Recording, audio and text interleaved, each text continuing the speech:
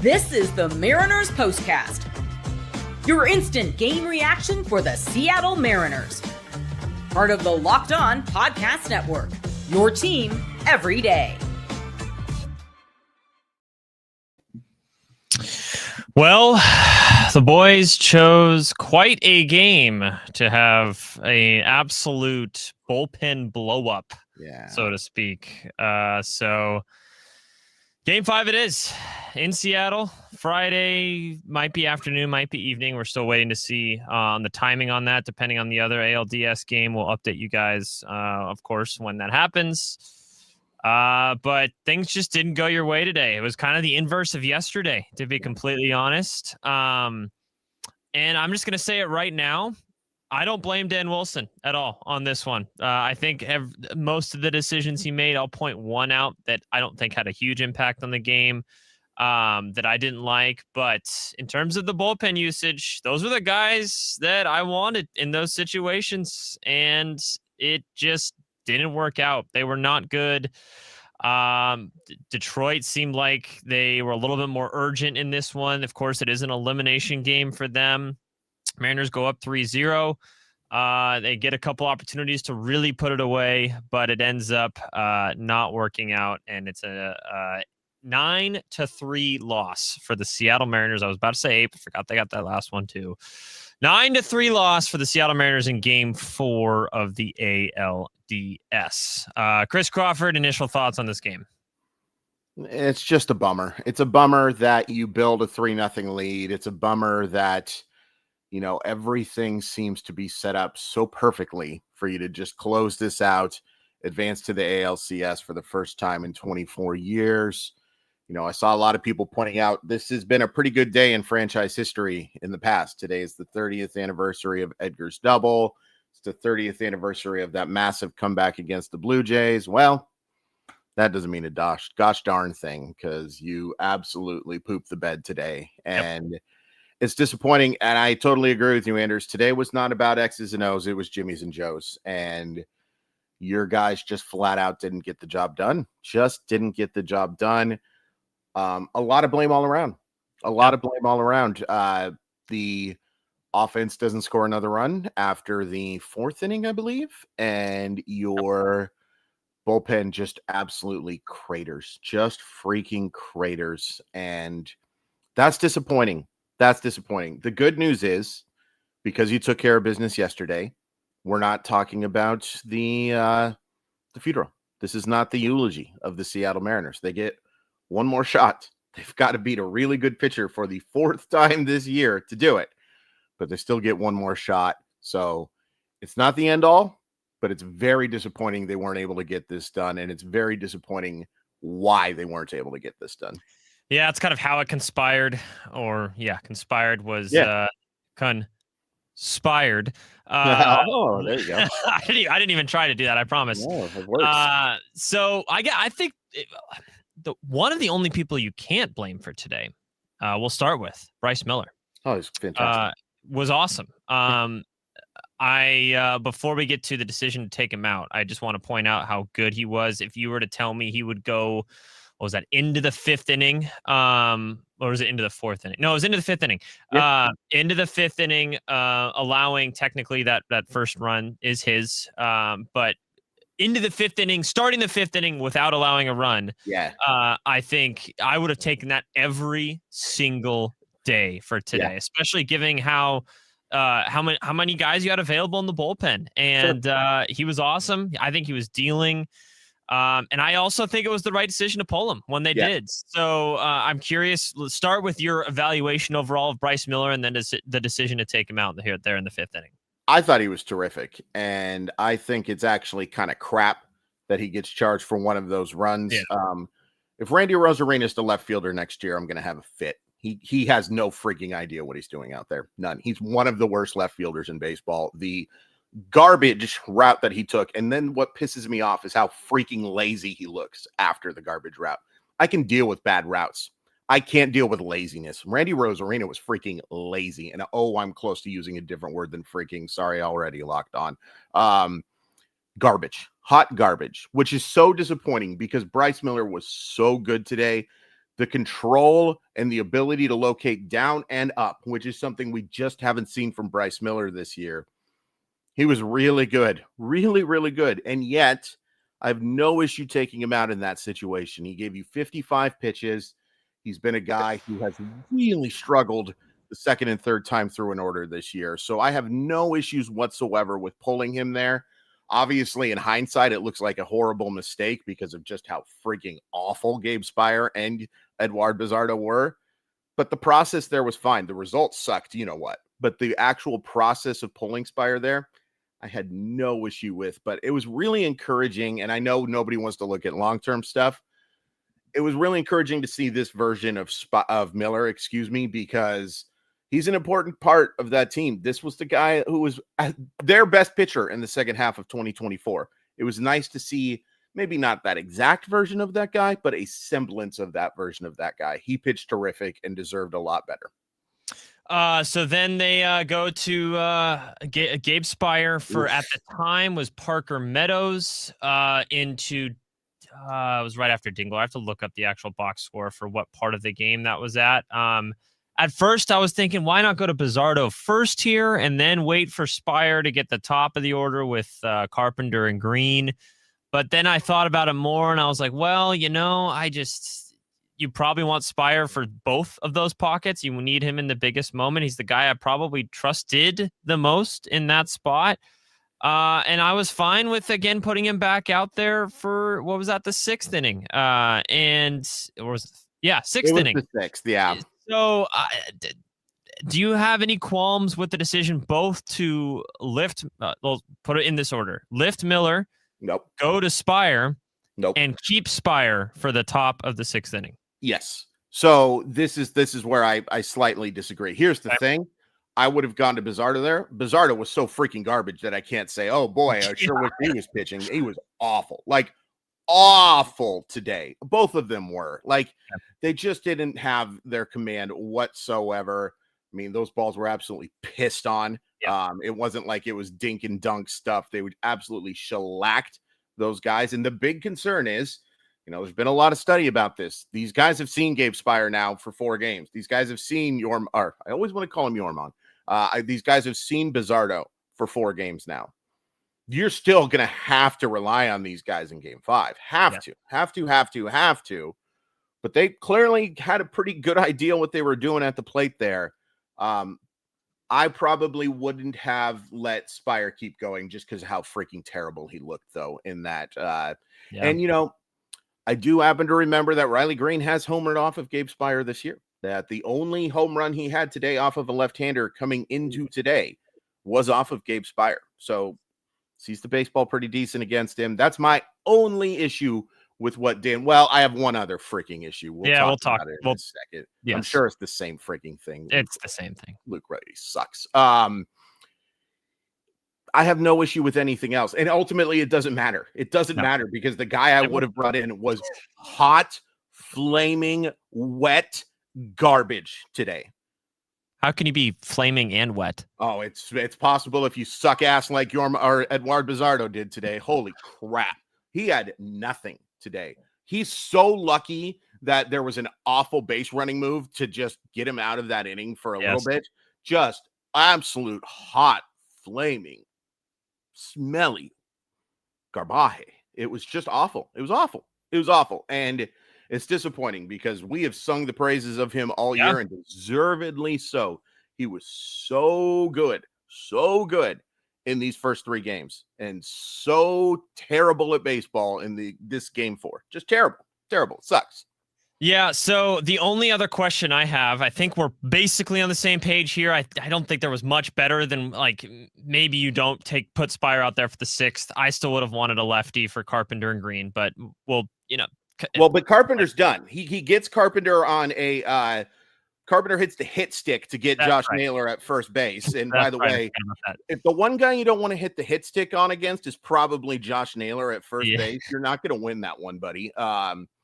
Did not feel bad for him whatsoever. But it was Green to start the bottom of the 6th. Green to start, and I get it, but at the same time, you got to watch what you saw there, Daniel. And what you saw there was a guy who just didn't have it today. Right, just didn't have it at all.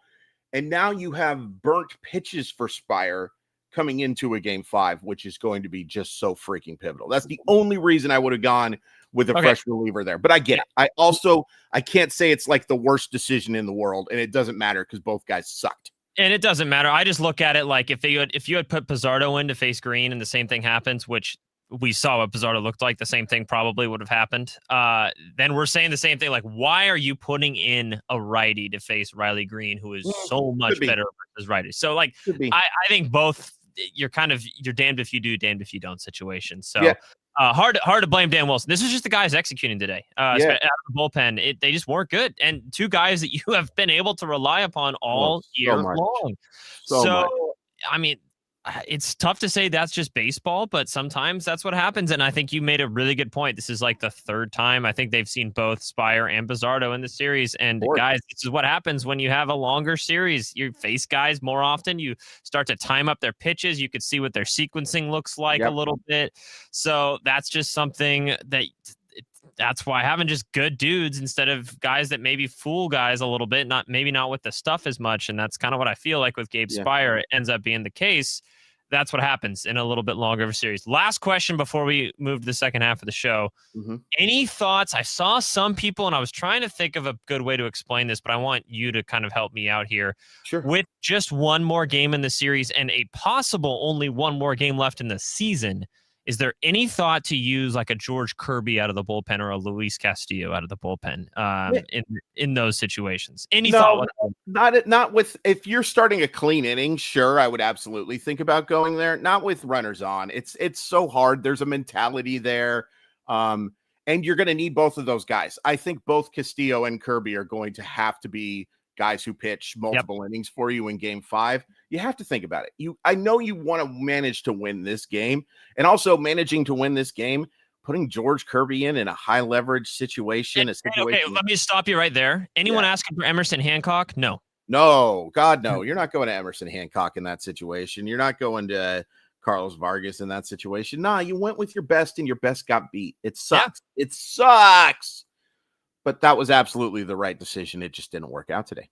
Totally agree. Let's talk about the offense a little bit. There was a couple moments. I mean, you scored 3 runs early in the game. It looked like things were kind of humming along, and then one big inning happens, and you don't really get much for the rest of this game. We'll talk about a couple performances that stand out to us here on the Mariners Postcast. Don't go anywhere.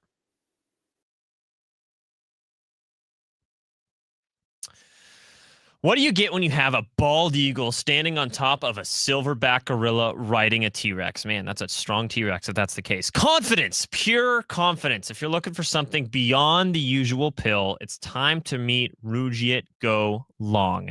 That's exactly where Rougiet comes in. It's not just another ED pill. It's a total game changer for confidence. It combines doctor-trusted medications in one dual action formula. The effects can last up to 36 hours. That's confidence all day, all night, and even into the next day. Man, that sounds like a ton of confidence. The process is simple. Connect with a board-certified doctor 100% online, and if prescribed, your treatment ships discreetly right to your door, which is awesome. I love how there's just, no questions asked. You kind of just get what you need, and then you can have the confidence that Rougiet provides for as long as you need it. If you're ready to level up your confidence in the bedroom, head to Rougiet.com. That's RUGIET.com and use promo code LOCKEDONMLB for 15% off your first order. That's Rougiet.com, promo code LOCKEDONMLB. Make sure to use our code so that they know that we sent you. The NFL season's finally here, and FanDuel has an offer you don't want to miss. Right now, new customers can bet just $5 and get $300 in bonus bets if you win. That's right. Pick a bet, put down $5, and if it hits, you'll unlock $300 in bonus bets to use across the app. And that's the biggest thing for me. I love the FanDuel's app. It's so easy to read. You can track all your bets all in one place. Add some new bets onto that if you absolutely feel really good about something. That deal is awesome. $5, and if that hits, you get $300 in bonus bets to use across the app to make that $500 turn into a lot more. So what are you waiting for? Visit FanDuel.com, download the FanDuel app today, and get started. Welcome back to Mariners POSTCAST. Anderson Hirsch, Chris Crawford with you. Mariners lose this one 9-3 in Game 4 of the ALDS against the Detroit Tigers. It seemed like early on the Mariners were rolling. They looked like they were ready to close this out and have a couple days rest to wait for who they might have faced in the ALCS. Yeah. Hold your horses, says Detroit, because they are not bowing out of this yet. And honestly, I know some Mariners POSTCAST. Credit to them. Sure. I totally credit to them. I don't think that... I know we kind of view things in Mariners scope a little bit. Mm-hmm. This feels less of it in terms of X's and O's. I know you didn't execute with your relievers, but this feels less of a Mariners lost this game and more of the Detroit Tigers just took advantage of what was given to you. I would agree. I think that the Detroit Tigers absolutely were a team that was kind of due for an offensive game like this. I agree. They were a pretty darn good offense before September, and Zach McKinstry, who has just been wretched in the postseason, was due for a good game. Riley Green has finally his game. I was reading the comments, which is a terrible thing to do. Never do that. But I was looking at the Tigers lineup, and I saw several Detroit fans asking, why is Zach McKinstry in the lineup and why is Riley Green in the lineup? I mean, everybody panics at this time, right? And to be fair, Riley Green has been atrocious coming into there. Atrocious. But that's what's scary, right? Like good baseball players, go through lulls and go through highs and go through lows. And usually the lows are followed by highs. And today, he takes advantage of a just dreadful Gabe Speier pitch. Tigers were good today. The Tigers were good today. And what I keep coming back to, Anders, and I meant to mention this in my opening soliloquy, for lack of a better term there. Should have won Saturday. And today doesn't happen. And Friday doesn't have to happen either, which is oof. Yep. They have a task in front of them now. It's going to be monumental going against Skubal. Now we've seen them do it before. We'll leave the kind of preview episode to Ty and Colby for tomorrow. Sure. Please tune into them. But let's react to today's game. Early on, you get some good stuff from Cal Raleigh hits a pitch in, or hits a single in. I think it was Randy that scored at that point. Dom Canzone singles, Victor Robles, even though it should have been more, grounds into a double play. Yeah. Let's talk about that fourth inning because I think that's going to be one of the things that we think about from today, especially on the offensive side of the ball.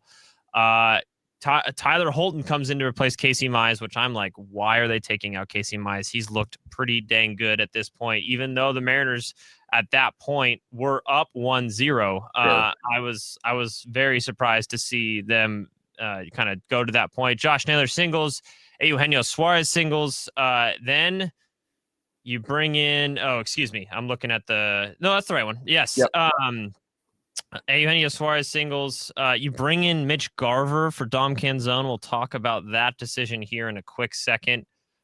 He walks, and then they bring in Finnegan and for Robles with the bases loaded, nobody out, and Victor Robles grounds into a double play. Guys, for everyone that's obsessed with putting the ball in play. Yeah, there you go. This is one of those situations where I would have rather Victor Robles struck out. Okay, I realize he scores the run, and there's a slight chance that you don't get that later, but you gave yourself one less opportunity. And by the way, if you had gotten a single from JP Crawford or an extra at bat that you get from without having the double play, you would have scored two instead of run, right? And then get to the top of the line. It's just there's so many things that a double play in that situation really, really hurts you. You get bases loaded, nobody out, and score one run. Chris, were you happy at that point to get the run? No, it was a disaster to only get one run in that situation. And, looking back on it now, you lose by 6, so you can't just say, hey, that's the reason they lose. But you had a chance to put this game away. Yes. Absolute chance to put this game away. And, Robles does walk twice in this game, but he's got to be my unsung villain for this one because holy crap, that was just an awful, awful result to get the double play there. And, unfortunately, JP Crawford doesn't get the hit there. He goes over 2 with runners in scoring position after having such a good game there. I do want to point out that Mitch Garver had a really good at bat before to draw that walk. I had no issues pinch hitting there. I'm not using Dom Canzone against a lefty, guys. I'm just not. Having said that, if I see Luke Raley make another at bat for this Seattle Mariner team in the postseason, I'm going to call for Dan Wilson's job because it's malpractice. It's absolute malpractice. This guy sucks. He's a bad baseball player right now. He helped you at times in 2025. He really helped you at times in 2024. He's worthless. He's a worthless baseball player. He's not a good defensive player. His speed is fine. His ability to lay down a bunt because he's a freaking idiot and because he doesn't mind getting hit in the ding dong by anything that could come near him. That's the only thing he can do right now. He's garbage. He's hot garbage. As much as everyone here hates Mitch Garver, and I mean hates Mitch Garver is substantially better at the sport of baseball right now than Luke Raley. Yes. Absolutely a huge mistake to pinch hit Luke Raley. There is too much Montgomery Burns managing from Dan Wilson where he just says it's called playing the percentages and bringing in a lefty for a righty. Bull crap. It doesn't matter if he's left-handed, right-handed, switch-handed. He can stand in the middle of the frickin' plate. He's not going to do anything with it because he sucks. Luke Raley sucks, and Luke Raley should not get another at-bat for the Seattle Mariners in 2025. He's garbage. He's garbage. I don't care if he hasn't played, by the way, at all. Even bigger dumbass decision then to bring him in. Why are you using a guy who it doesn't have the ability to hit, whether or not he's played a lot or not? Horrible, horrible decision from Dan Wilson. It's the only one that I can truly say, as much as I didn't love Speier starting the sixth, the only one I can truly say, this is stupid, is Luke Raley hitting for anyone right now. Let freaking George Kirby come up to bat over this guy right now. He sucks. Yeah. I just want to say, number one, totally agree with the sentiment that Luke Raley sucks and he should not take another at bat this season. Number two, I would have even taken, if it meant throwing away one of Dom Canzone's at bats because like you want to keep him in the game, burning him. Like I would have been fine with 3 Dom Canzone at bats other than 1 Dom Canzone, 1 Mitch Garver, and then 1 Luke Raley. If that's what the alternative is, that's fine. I would agree with that. I had no issue with going to Garver in that situation. Yeah, but keep Garver in the game. Yeah, keep Garver in the game there. That's just not what you did. No, there you go. Exactly. And again, it's a small thing. It doesn't make you lose this game. You lost this game because your bullpen didn't execute. But again, these are domino effect moments that you don't know what can happen if someone else comes through. It sucks. It sucks that the Mariners dropped this one. Little things happen like this. And I agree with you. That's about the only time I can point to a Dan Wilson decision that I don't love. So that will be my unsung villain because usually when when we evaluate bad decisions, it's usually a sung villain situation. It's an unsung villain situation for me with Dan Wilson today because of that decision. So hopefully they kind of figure it out that he can't hit right now, period. No. And I'm fine with a pinch runner, but that is... Yes. Yeah, if he's got to run, man. He is such a he is a good athlete. He is a good athlete, and Luke Raley has had success. And it won't be shocked if Luke Raley helps somebody next year. I kind of doubt that at Seattle based on how their roster is built right now. He just isn't good enough right now. He stinks. It's okay. Yeah. It's okay to say he stinks, guys. He's not the reason they lost, but I can crash out over watching Luke Raley have 0 shot in the batter's box right now. Yep. It sucks. Yep, absolutely sucks. Mariners lose this one 9-3. We're having a game 5 of the ALDS against the Detroit Tigers back in Seattle on Friday.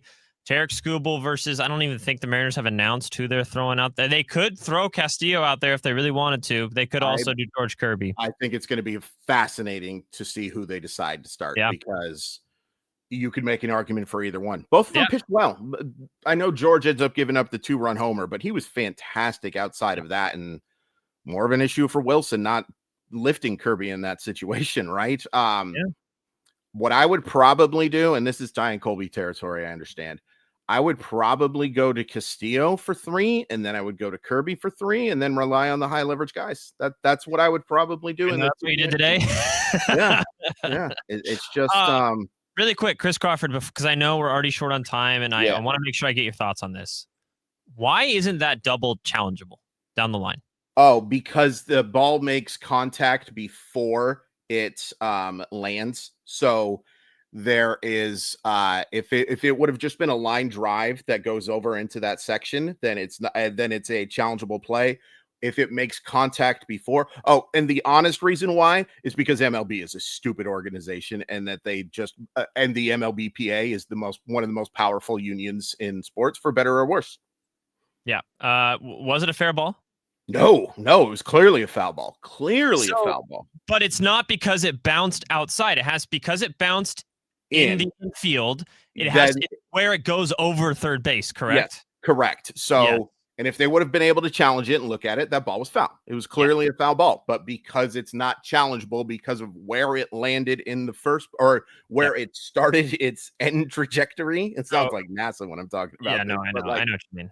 Yeah, it's and most people pointing out like, oh, that bounced 3 feet outside the line. That's not where that is determined. It's because it bounced before the base in the infield. It depends on where it crosses, like on a vertical line above third base. But even though that was the case, that was still foul. So it's still a foul ball. Yeah. Yes. All right. I just want to get your thoughts on that. I know, again, these are small things where when you lose by 6 runs, it's like, okay, is that the reason why you lost this game? No. But I wanted to point it out because that was a frustrating thing in that moment.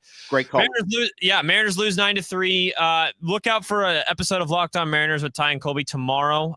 We'll be your kind of obviously right after each game. Ferguson opener. Oh God. Is that actually true? Okay, thank God. David, you don't worry me like that, because I would not be surprised with anything at this point, considering the decision-making with this team lately. Okay, we'll talk to you guys on Friday after the game. There's a chance I'll be at the game. It depends on the timing. I'm really rooting now for the Blue Jays, which hurts me because if it's at 1 o'clock, I cannot go to the game, and I have to do it from the studio once again. So that'll be a big yikes. We'll talk to you guys later. Really appreciate everyone hanging out with us. Let's hope this isn't the last one we have on Friday. All right, Chris Crawford, does that sound good to you? Game 5. Let's have fun.